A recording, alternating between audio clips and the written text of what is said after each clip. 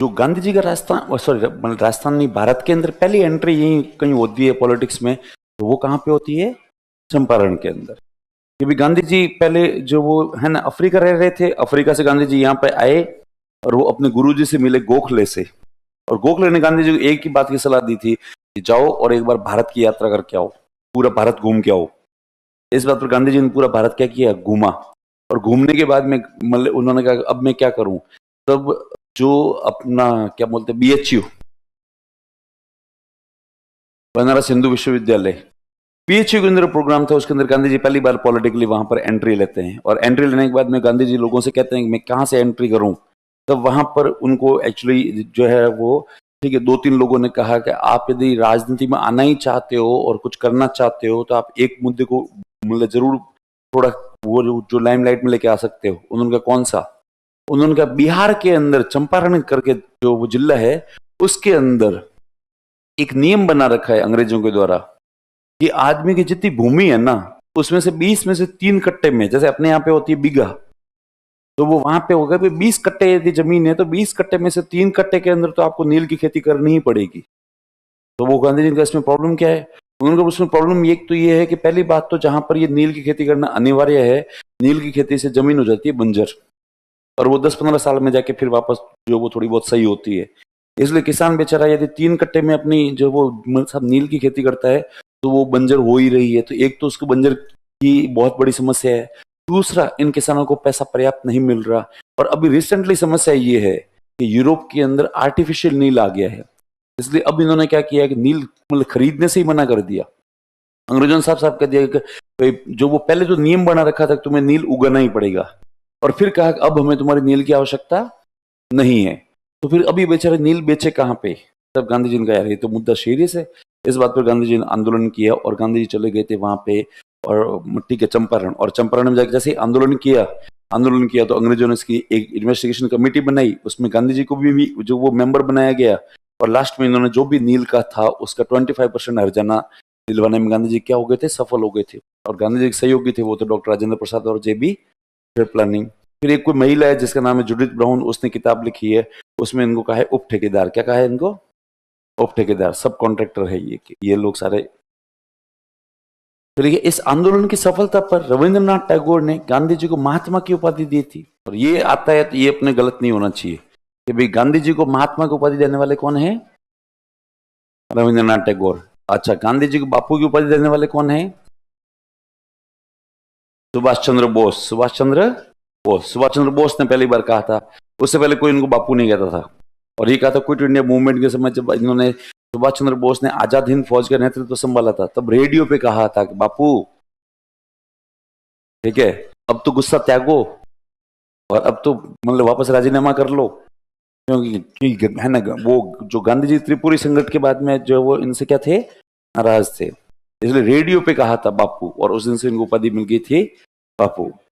वैसे officially India के अंदर गांधी जी को अभी तक भी जो वो बापू की उपाधि नहीं है, अपन यूं ही कहते हैं बापू, महात्मा गांधी, ठीक है। वरना मतलब एक दो बार जो वो पूछा गया राइट टू नो अधिकार के तहत कि क्या वाकई में इंडियन गवर्नमेंट में जो वो मतलब गांधी जी को है ना बापू की उपाधि दे रखी है क्या, तब कहा नहीं दे रखी। ये बोलचाल में बोलते हैं, बोलचाल में क्या है बोलते हैं, तो कहते हैं इनको जो महात्मा की उपाधि देने वाले भी यही थे, ठीक है।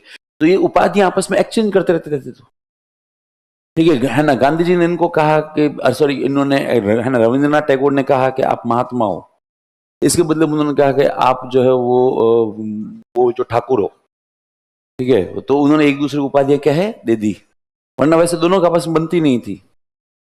दोनों के बीच में जो वो बहुत ही अजीबोगरीब सा रिश्ता था, दोनों एक दूसरे से मिलते भी थे और मिलने के बाद में दोनों की बनती और भी नहीं थी। और इनके यूं बहुत ही अजीबोगरीब से किस्से होते थे इनके बीच में कि भाई क्या है क्या नहीं है। जैसे एक किस्सा मुझे इनका यूं ठीक लगता है कि भाई गांधी जी जो है वो हमेशा कहते थे भाई हिंसा नहीं करनी चाहिए, ठीक है। तब इस बात पर ये जो रविंद्रनाथ टैगोर कहते थे हिंसा कैसी, मतलब उन्होंने कहा भाई हिंसा कई प्रकार की होती है, और इस बात पर गांधी जी खुद ही कहते थे मेरे हिसाब से शारीरिक हिंसा की बजाय मानसिक हिंसा ज्यादा खराब है, इसलिए किसी को मेंटली जो टॉर्चर नहीं करना चाहिए। तब रविंद्रनाथ टैगोर ने कहा बिल्कुल नहीं करना चाहिए। और वो जैसे उनके बीच में ये बात हुई, ये तो ओवरऑल माना गया है कि हिंसा वाकई में शारीरिक तो फिर भी कम होती है, और मानसिक क्या होती है, ज्यादा खतरनाक होती है। या आपको किसी आपके दोस्त ने दो ही जो वो थप्पड़े मार दिए, आप उससे कुछ समय के लिए नाराज हो गए, फिर वापस आपके राजीनामा हो गया, आप उसको पीटने वाली बात को तो मतलब भूल जाते हो। आप कहते चल कोई नहीं यार, पर यार तूने यार मारी जो तगड़ी थी, ठीक है।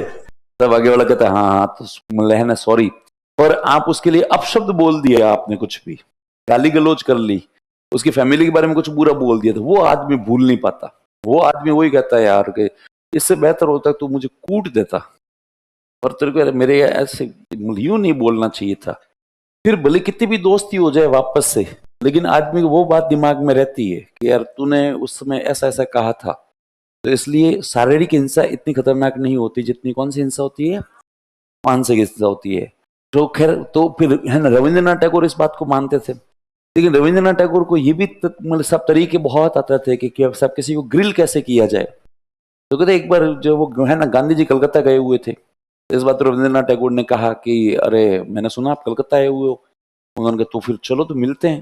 तो फिर मैं ना गांधी जी मिल भी गए, और जैसे गांधी जी मिले तो फिर दोनों बात करते करते करते एकदम से ही जो रविंद्रनाथ टैगोर ने कहा थोड़ा वॉक करके आ जाएं क्या, घूम घाम के आ जाते हैं। तो फिर वहाँ गांधी जी ने बिल्कुल बिल्कुल बैठे बैठे वैसे ही परेशान हो गए, चलो थोड़ा वॉक करके आते हैं। तो बोलो चलो।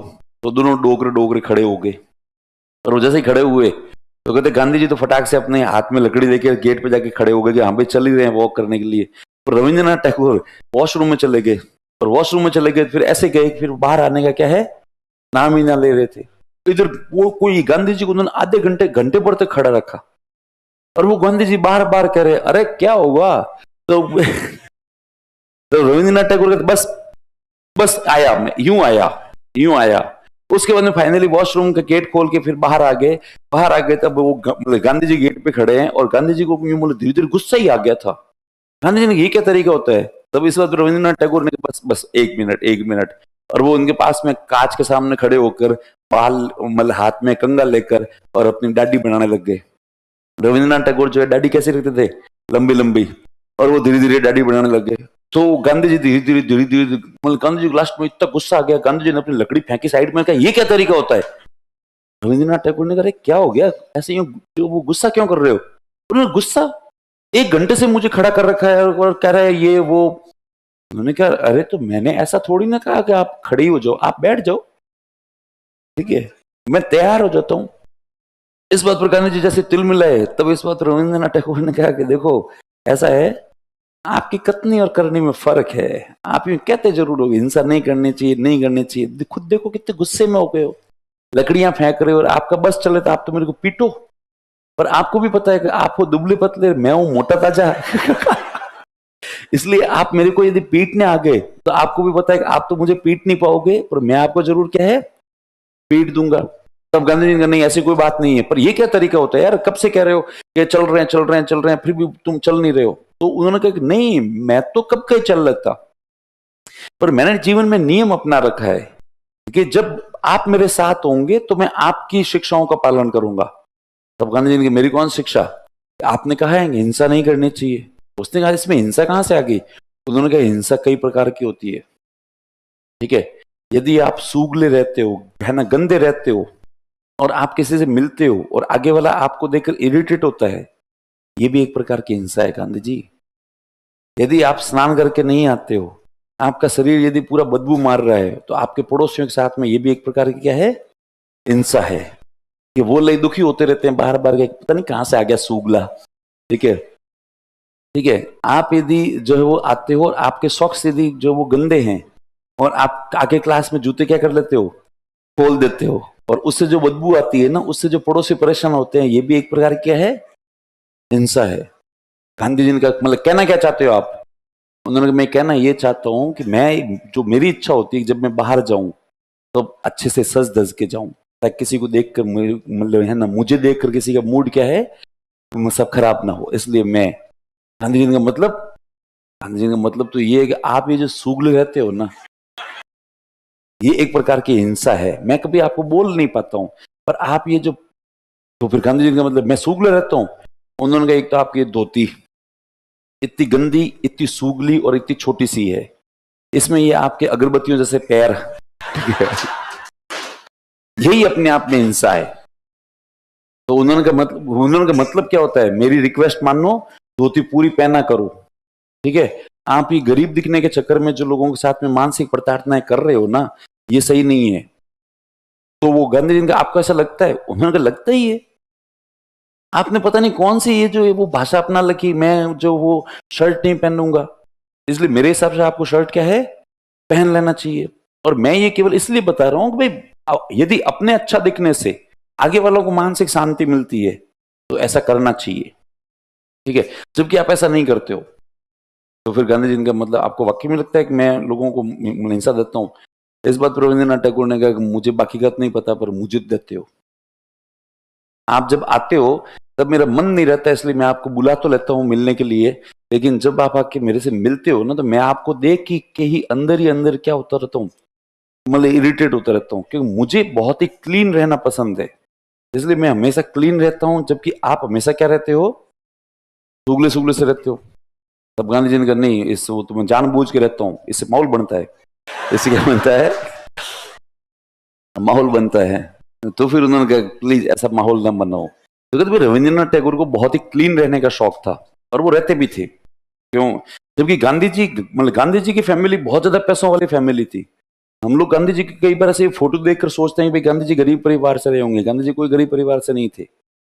तो गांधी जी बहुत ज्यादा पैसों वाले थे। कितने पैसों वाले हैं, तो अपन लोगों को यहाँ पे आके जयपुर में एक मतलब एसआई का कोर्स कर रहे हैं, उसमें भी अपने को पता है घर में कितनी जो वो समस्याएं आती है कि भाई ये फीस भरनी है, यहाँ पे रहने का 1 साल का पीजी का खर्चा देना है, या रूम का किराया देना है। गांधी जी उस जमाने में लॉ पढ़ने के लिए लंदन गए थे, ठीक है। और वो लंदन में भी कहीं ऐसे वैसे नहीं रहते थे, पूरा खुद का मकान लेके रहते थे। और गांधी जी की सेवा में नौकर थे 3, ठीक है। और गांधी जी के खाना बनाने वाला अलग था, गांधी जी के साफ सफाई करने वाला क्या था, अलग था, गांधी जी के पर्सनल मामले देखने वाला अलग था। और उसके बाद में गांधी जी बहुत लग्जरी तरीके से रहते थे, ठीक है। इसलिए गांधी जी को कोई गरीब नहीं थे। अपने को आज कहा जाए कि अपने को पढ़ने के लिए लंदन जाना है 5 साल के लिए, तब अपना मतलब अपना परिवार है ना 10 बार सोचे कि भैया लंदन जाना, 5 साल का खर्चा भरना, कैसे हो पाएगा, नहीं हो पाएगा। तो इसलिए गांधी जी एक्सट्रीम पैसे हुए। और गांधी जी यहाँ पर आने के बाद में गांधी जी ने 5-6 साल तक बहुत लग्जरी तरीके से रहे। वो तो एक बार किसी अधिवेशन के अंदर गांधी जी ने ऐसी कोई बड़ी बात कर दी, तो कोई एक डोकरा था, उस डोकरे ने पकड़ के एकदम से कहा ए भाई सुन। तब गांधी जी ने क्या कि बड़े बड़े भाषण देना, बड़ी बड़ी बातें करना अलग बात है, रियल लाइफ में तू आके हमारी जगह पर देख ये सब जीवन कितना मुश्किल है। गांधी जी का मतलब, उन्होंने का मतलब क्या है, यहाँ आम आदमी के पास पहनने के लिए जो कहे ना कपड़े नहीं है, और तुम लोग कह रहे हैं विदेशी कपड़ों की जो वो मतलब सब होली जलाओ। इनका मूवमेंट स्वदेशी से यही था, जैसा विदेशी कपड़ों क्या करो, होली जलाओ, विदेशी कपड़े जला दो। इसलिए जो लोग थे जिनके पास पैसे, वो पहले विदेशी कपड़ा खरीद रहे थे, खरीद कर फिर उसको जला रहे थे। तो उसने डोकरे ने गांधी जी से यही कहा कि ये कह रहे हो ना तुम विदेशी कपड़े खरीदो और फिर उनको जलाओ, अपना विरोध जताओ, भाई उसके लिए पहले पैसे पास में होने चाहिए विदेशी कपड़े खरीदने के।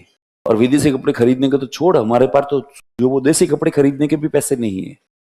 और तू कह रहा है कि ये कर दो, वो कर दो, जला दो, और तुम लोग जला रहे हो। अरे निकम्मो, तुम्हें विरोध करना है तो विरोध करो, कम से कम चीजें खराब तो मत करो, जलाओ तो मत। हमारे जैसे बहुत सारे गरीब है उनको बांट दो ताकि हमारे तो काम आएगा।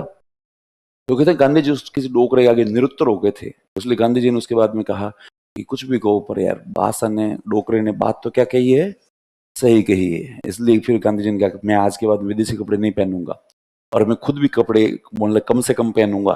तो भाई कम से कम कितने, तो फिर गांधी जी ने शर्ट नहीं पहनूंगा, ठीक है। और क्या धोती पहनूंगा, पर धोती भी पूरी धोती नहीं पहनूंगा, है ना, 1/3 पहनूंगा। 1/3 क्या है, इसलिए वो 3 मीटर की, सॉरी 9 मीटर की धोती लाके उसको 1/3 करके फिर उसकी लंगोट टाइप से क्या करते थे, बांधते थे। तो फिर उसके बाद में मतलब गांधी जी ने कपड़े नहीं पहने, मतलब कम पहने, ठीक है। मतलब विदेशी कपड़े नहीं पहने, विदेशी कपड़े क्या है, फिर नहीं पहने। तो खैर ये इनकी उपाधि थी, वो थी बापू। बापू देने वाले कौन है, सुभाष चंद्र बोस।